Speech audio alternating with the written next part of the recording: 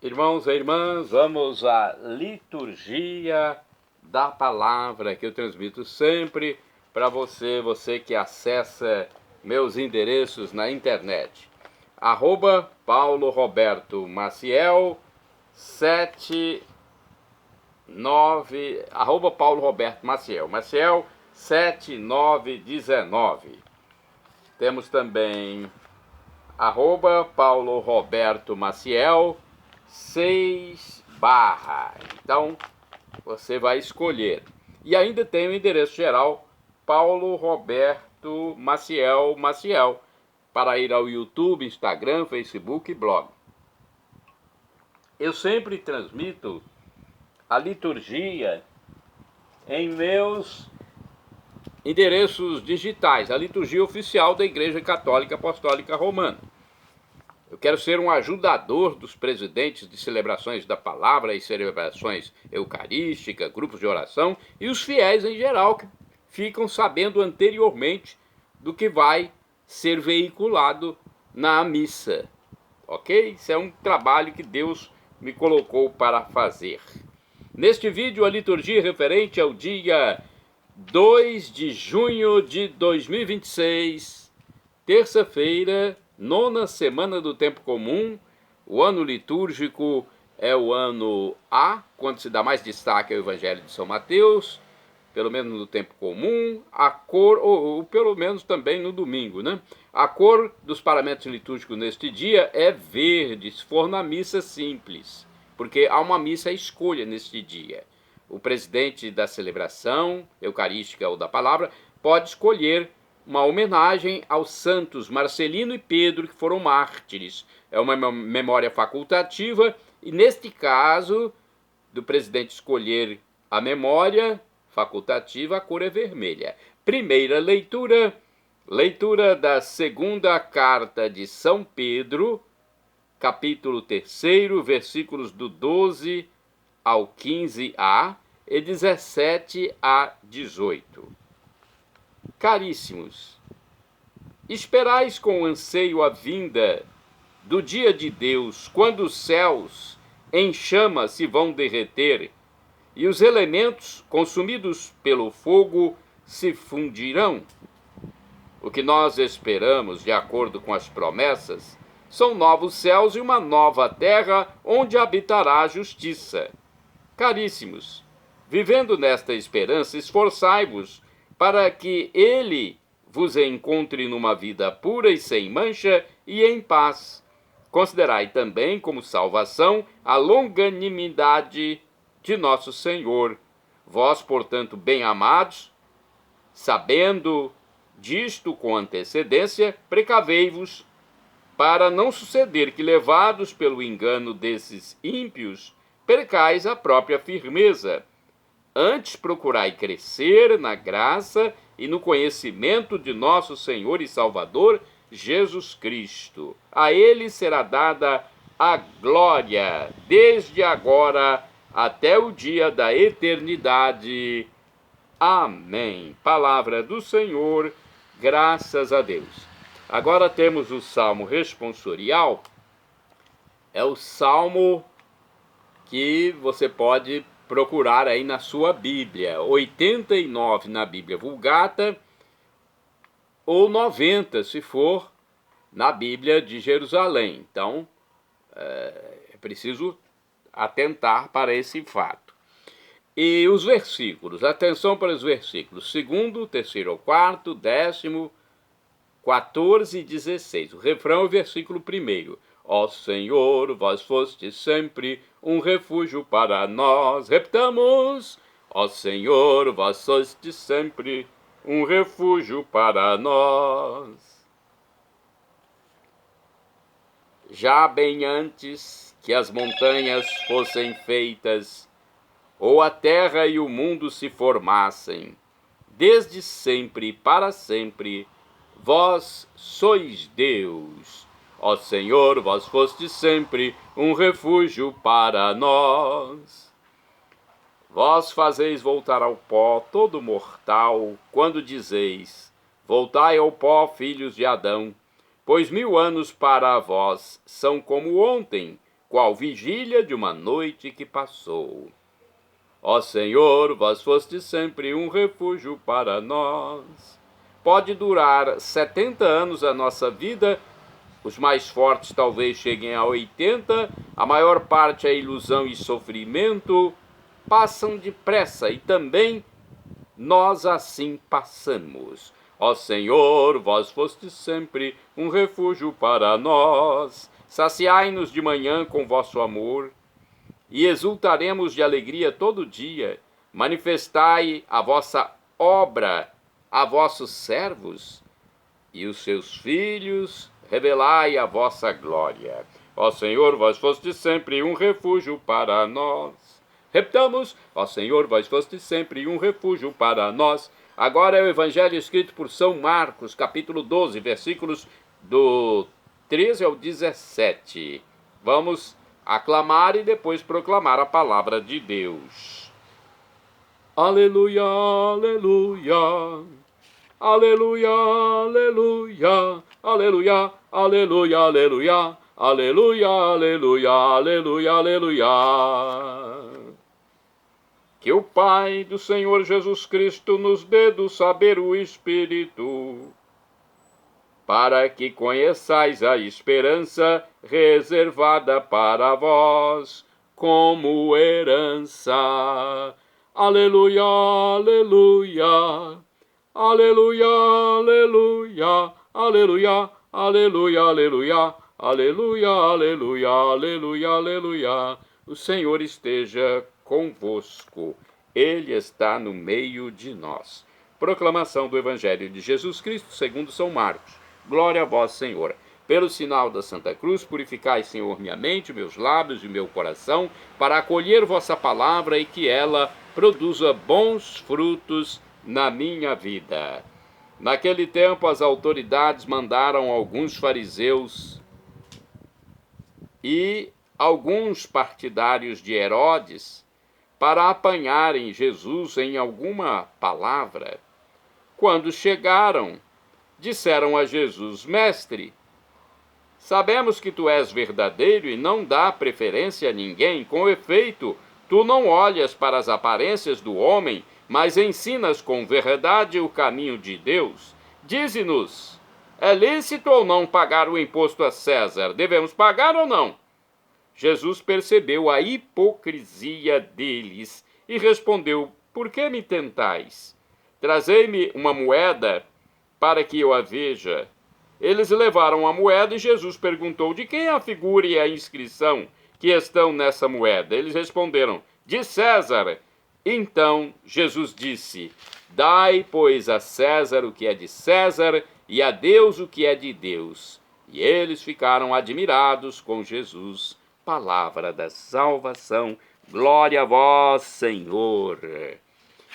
Vamos saber algumas explicações do texto. Nesta passagem do Evangelho, os que não recebiam bem a Jesus, mais uma vez, mostraram a duplicidade de seu coração. Não queriam segui-lo, não aceitavam sua maneira de viver e, para se justificarem, buscavam explicações e pretextos, bem como pode acontecer conosco.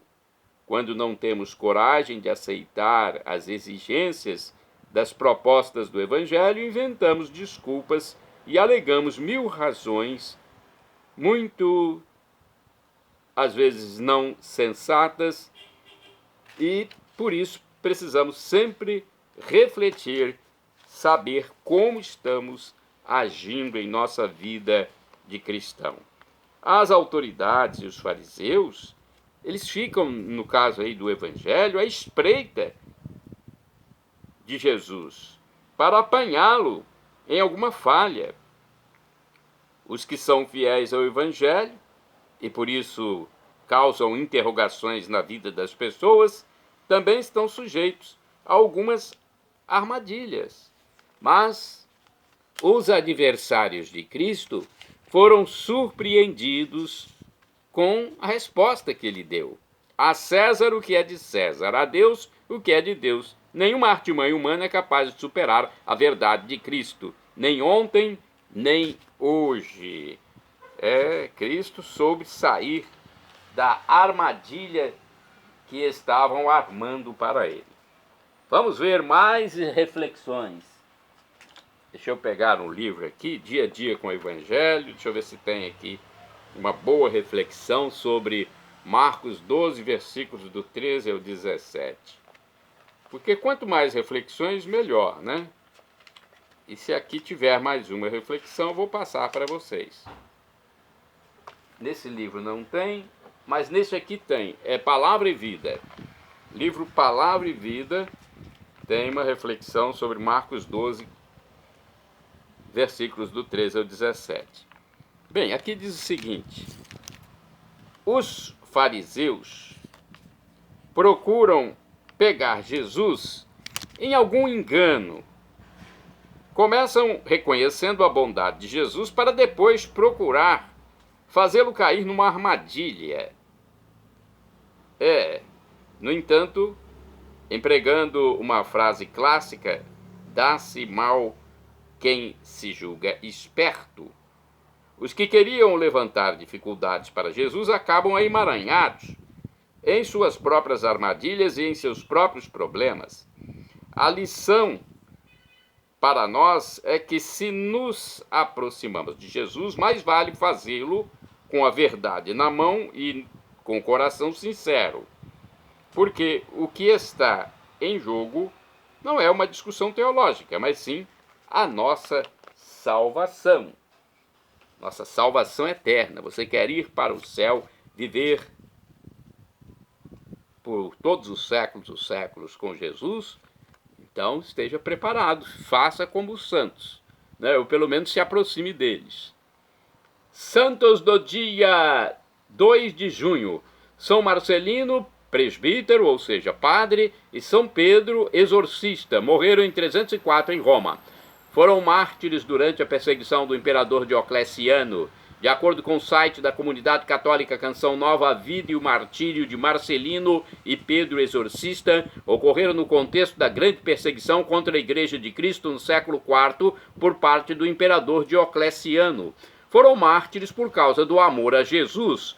Marcelino, presbítero, padre, era muito estimado pelo clero de Roma, e Pedro era um padre exorcista, então ambos eram padres. Só que Pedro tem essa característica de ser exorcista. Conhecidos pela comunidade, rapidamente foram denunciados por serem cristãos e estarem atuando para a conversão de muitos. Foram presos e na cadeia souberam que o responsável daquela prisão, Artêmio, estava deprimido e quiseram saber o porquê. A filha dele estava sendo oprimida pelo maligno, pelo diabo, pelo demônio. Eles então anunciaram Jesus àquele pai e falaram do poder do Senhor para libertá-la. Conseguiram a libertação, foram até a casa da família. Conseguiram a liberação da prisão, foram até a casa da família, anunciaram Jesus e oraram pela libertação da criança, explicando que a cura viria pela conversão sincera de todos. Por abraçar a fé cristã, o bem aconteceu. Por graça, toda a família se converteu, aceitando o santo batismo. Este pai de família, juntamente com a esposa e a filha, após evangelizarem publicamente, também foram martirizados. Diante de tantas obras realizadas e após conseguirem a conversão do próprio carcereiro e de sua família, as autoridades não mais esperaram e os condenaram à decapitação. No entanto, para evitar qualquer movimentação da população, tudo foi feito de forma isolada. Não queriam que soubesse onde os seus corpos seriam deixados. Quando tudo isso aconteceu, o futuro Papa Damaso I era um adolescente e testemunhou os fatos, os quais ele narra tempos depois. Marcelo e Pedro foram torturados, levados para um bosque, conhecido como Selva Negra, onde foram obrigados a uma última e cruel humilhação, escavar suas próprias covas e, por fim, decapitados. O fato se deu no ano 304, nos primeiros séculos da cristianização. Depois de muito tempo que seus corpos ficaram escondidos, uma mulher chamada Lucila os encontrou e, no desejo de dar-lhes uma digna sepultura, trasladou os restos mortais. A devoção aos santos se espalhou por toda a Igreja Católica. O imperador Constantino edificou uma igreja para homenageá-los, e o Papa Virgílio também introduziu os nomes dos santos, Padre Marcelino e Padre Pedro Exorcista, no próprio cânon da Igreja. São Marcelino e São Pedro Exorcista, rogai por mim, rogai por nós. Santo Eugênio é santo do dia 2 de junho. Eugênio I foi Papa.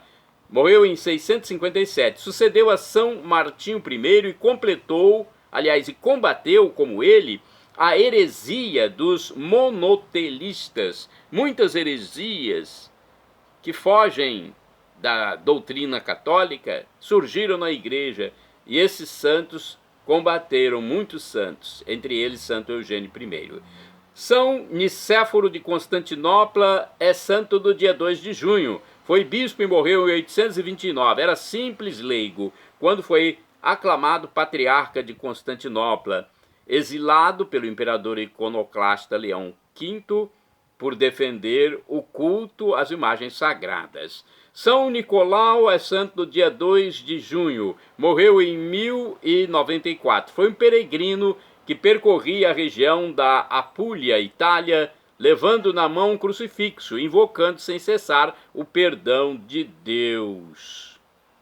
Agora vamos a Santa Blandina, é santa do dia 2 de junho, Santa Blandina, mártir. Morreu no ano 177, no início da cristianização. Ela foi decapitada em Lyon, na França, nos tempos do imperador Marco Aurélio, após sofrer numerosos tormentos. De acordo com as informações que eu pesquisei, Santa Blandina e seus companheiros foram mártires de Lyon, na França. No ano 177 d.C., começou em Lyon uma perseguição contra os cristãos, de acordo com os decretos do imperador Marco Aurélio. Olha, foi uma época muito difícil para a cristandade. O martirológio romano recorda que no dia 2 de junho, um grupo de 48 mártires mortos, mais ou menos ao mesmo tempo, por ódio à fé cristã, em Lyon e também em Vienne, na França. Então são em dois locais, Lyon e Vienne, na França. Eles são chamados normalmente de mártires de Lyon. A história completa está numa carta que a Igreja da Gália enviou logo após os eventos à Igreja de Esmirna, aos cristãos da Ásia e da Frígia. O historiador Eusébio de Cesareia incluiu o fato integralmente em sua História Eclesiástica. O grupo de mártires é liderado por São Fotino, bispo nonagenário, e o segundo nome é o de Blandina, uma escrava cristã presa juntamente com uma senhora, com a sua senhora, né, sua patroa. Blandina era originária da Ásia Menor, mais especificamente da região central da atual Turquia. Apesar dos temores que outros cristãos alimentavam com relação à sua fidelidade na fé, ela mostrou uma firmeza extraordinária ao enfrentar o martírio, em que não lhe foi poupada a crueldade. Ela repetia: eu sou uma cristã e entre nós não há mal nenhum. Ela foi conduzida inicialmente ao anfiteatro, que ainda existe na cidade de Lyon, e foi pendurada num poste em forma de cruz. Blandina rezou em voz alta e as feras não a atacaram. Em seguida, foi levada para a arena com outros fiéis sobreviventes de várias torturas, onde foi forçada a testemunhar a terrível morte dos companheiros enquanto superava mais uma vez o tormento da grelha ardente. Ficando sozinha, foi desnuda e coberta com uma rede, sendo exposta às vaias dos espectadores e à fúria de um touro que a golpeou com chifres e jogou para o ar várias vezes. Finalmente, ela foi morta à espada. Santa Blandina, mártir, rogai por mim, rogai por nós.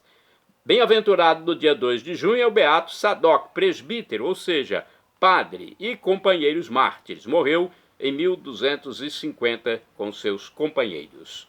Acesse Paulo Roberto Maciel, YouTube, Instagram, Facebook e blog.